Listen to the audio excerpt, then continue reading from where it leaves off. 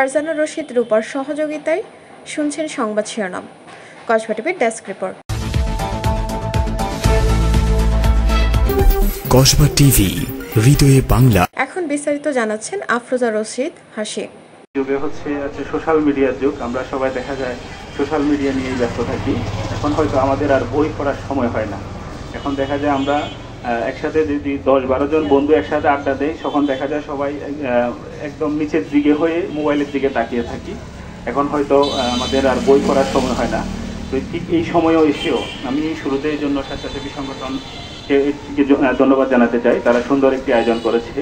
আমাদের যারা আমাদের এখানে ছাত্র করছে আমাকে আমন্ত্রণ জানানোর জন্য, সে সুবাদে কিছু কথা বলার সুযোগ করে দেওয়ার জন্য। আচ্ছা, আমি ধন্যবাদ জানাচ্ছি আরও যারা একটা সুন্দর এই সংগঠন করতে স্টলগুলো সাজিয়েছে মনোরমভাবে, তাদেরকেও ধন্যবাদ জানাচ্ছি।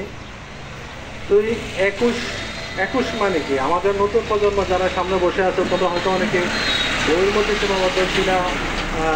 আমরাও তখন জন্ম হয় না, ঠিক আছে, অনেক আগে আমরা শুনেছি এবং বিভিন্ন সভা সেমিনারে মাধ্যমে আমরা আরও একটু এক্সপিরিয়েন্স পেয়েছি তোমাদের কাছ থেকে।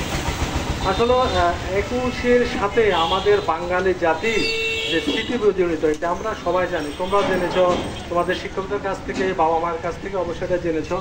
সে 1952 সাল ব্রাহ্মণবাড়িয়া জেলায় বিভিন্ন ধরনের সামাজিক ও মানবিক কল্যাণমূলক কার্যক্রম করে আসছে। Together for tomorrow TFT organisation 2024 সালে কসবা অমরকুশি বইমেলায় করেছে। তারই ধারাবাহিকতায় আজ টুগেদার ফর টুমরো টিএফটি অর্গানাইজেশনের কর্তৃক আয়োজিত সিরিয়াল বাই সিরিয়াল ইনশাআল্লাহ কসবা সরকারি বালিকা উচ্চ বিদ্যালয়, কসবা মহিলা দাখিল মাদ্রাসার শিক্ষার্থী মোহাম্মদ ইয়াসিন, কসবা সরকারি উচ্চ বিদ্যালয় 10ম শ্রেণী পুরস্কার গ্রহণ করছেন। আরবানি সাইকিয়া কামিল মাদ্রাসার 9ম শ্রেণীর শিক্ষকের জন্য আরো অনেক পুরস্কার রয়েছে।